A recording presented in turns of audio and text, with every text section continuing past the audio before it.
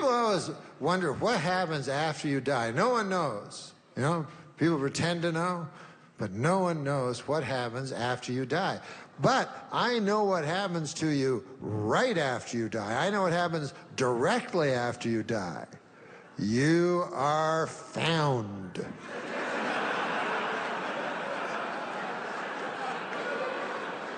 And this is where it gets tricky. And it's always by a loved one, you know? And you don't want your son walking in going, ah, what the fuck? The fuck is Dad? What cat? Huh? And that's how you'll be remembered forever, you know? Doesn't matter what else you accomplish in life. See, people are under the misapprehension that that their life is like a motion picture that will be remembered as such, but it's not. It's just a photograph, you know, a still photograph. And that's unfortunately how it is. But, you know, like if you think your son will remember you as, I remember my dad took me to Disneyland in the blistering heat, and by God, he stood in line to get Mickey Mouse's autograph. It took him 2 hours. It was for me. He knew it wasn't the real Mickey Mouse. He had to have. He was an unemployed college kid. And yet he stayed for me. Ha, Dad. He had 2 jobs, you know, to put food on my plate and my brother's and my mom's. 2 jobs. And I remember one time, I'll never forget it, he came home late at night, and I was in bed. I was pretending to be asleep, but I wasn't. And he came in, and he was very quiet, and he came up to me, and he kissed me on that area between my forehead and the bridge of my nose. He kissed me right there, and he said quietly, so as not to wake me, I love you, son. And then he left. And the next day, I wanted to say something to him at breakfast table, but he was already out. He was driving hack. That was his second job. But my God, my dad... Anyways, they don't remember that at all. All they remember is, you know, because...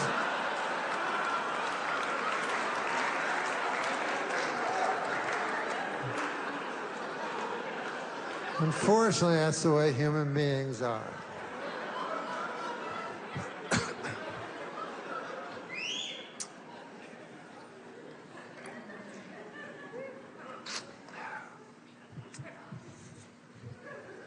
I think if I were to do it, I don't think I ever would. It's going to be a pretty cool story for me right now. So I would pretend, you know, it was a real suicide. Like I would write a note, a suicide note.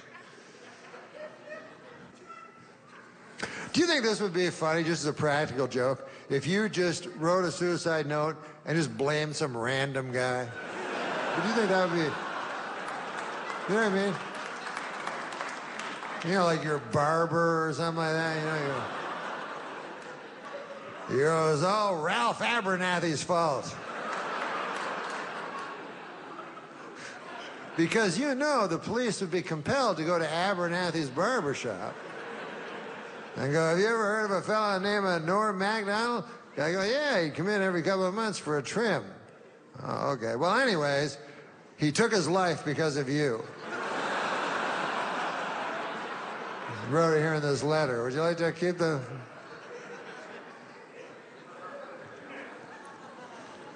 And then Ralph Abernathy would have to spend the rest of his life walking down.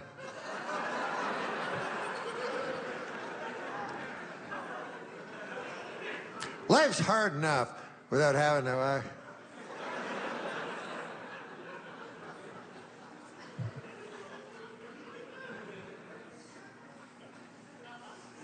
That's not a good practical joke. I should never have framed that as a good practical joke, because it's probably the worst practical joke. You know, it's the kind of practical joke gets you raped by the devil for all of time.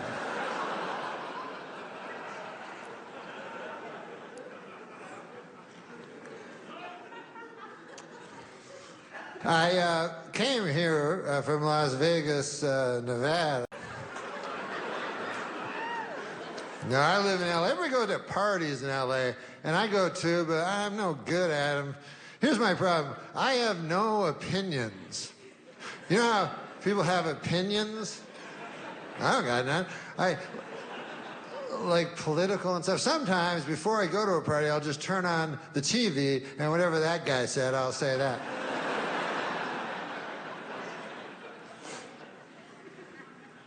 But I'm not good. Like when I go to parties, I don't want serious discussions. I try to find somebody that's at my same level, and I'm good at it. I can, like, you know how they say guys have gaydar? They can see other gay people? I'm like that with guys at my same level of smartness. Like I can see a guy in the corner and go, I can keep up with that motherfucker right there. And then I make a beeline for that character. And then we talk about Jughead comics for a couple hours. Everything's fine. Sometimes people go, well, why don't you even go to these parties if you don't like, you know, talk? And when I was on the air, where do airplanes go from? Airports. I was in the airport, guys were asking, everyone wanted my ID, and it occurred to me that ID is a strange abbreviation because I is short for I, and then D is short for identification. So it seems to me D is doing most of the legwork on that one. But Vegas was cool. They have a motto in Vegas. They got their own slogan for the city. It says, what happens in Vegas stays in Vegas, which is not true. You know, you can't kill a guy and then just leave, you know. They'll follow you. They'll find you. They'll bring you back, and they'll try you in front of a jury of your peers. So I thought, well, what does it mean anyways? You know, and I ruminated about it. Days and days and nights. Sleepless weeks became sleepless more weeks. And finally, it occurred to me. It was so simple. It was right in front of my face the entire time. Whatever happens in Vegas stays in Vegas. All it really means is you can go to Vegas, you can have sex with a prostitute, and she will not tell your wife. They're very discreet, the Las Vegas prostitutes. You know? Not like these gossipy small town whores back where you live. You know? These fucking blabbermouths. Down at the beauty parlor with that pale blue thing over their head, whatever the fuck that is. Going, you're Marge Majerison, John Neal's wife? Well, by God. I took a shit on him last night. In exchange for cash. Nice fella.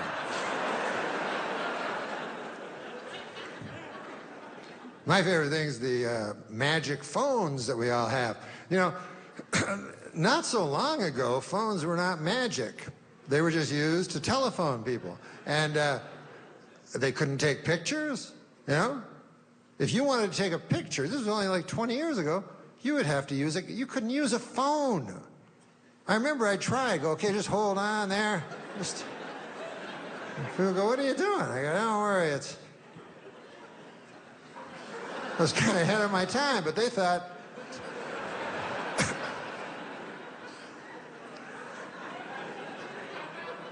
No, you had to use a camera, and then you would put film in the camera, and then you would go to a photomat. It was wonderful, and you'd give it to this old man, and he'd go behind some beads and stuff, you know?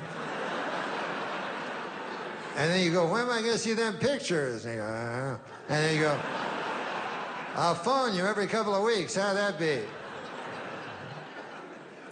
And then one day you got the news. Your pictures were ready. And so you brought your whole family and you all showed up. And you got that envelope. It was wonderful. And you opened that seal, you know. And then there were the pictures, a whole handful. Like you go, hey, look at this.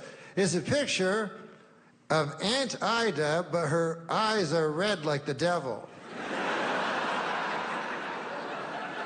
Maybe anti is the devil. Hey, look at this. It's a picture of my dog, but I put a hat and glasses on it so it would look like a person. Still looks kind of like a dog a little bit. Hey, look, it's a picture of you. But look at your jacket and your hair. Ah! Look at the way you used to dress. Ah! Remember that hair? So you needed that time for the picture to make any sense or have any resonance. You know, nowadays you go, hey, would you like to see a picture of you standing right where you are 1 second ago? I got one here. Your hair is identical. Guess it would be, huh?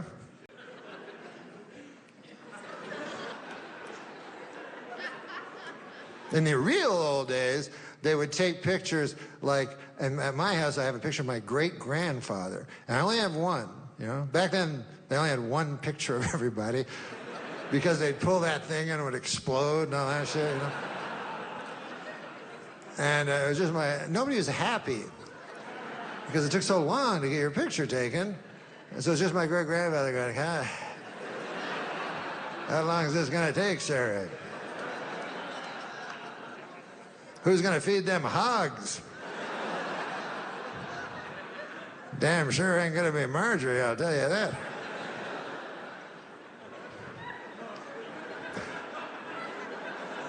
Yeah, so like, you know, and when I was young, it was one thing, and now it's a whole different thing. And I was wondering how many people have been to the moon, like have actually walked on the moon. So I looked on my magic telephone, and I found out only 13 or 14 in the entire history of the world. You would think that would make you very, very famous. But no. The last guy who walked, now you'd think he would be famous for being the last guy to be on the moon. His name was Harrison Schmidt. Now, who ever heard of him?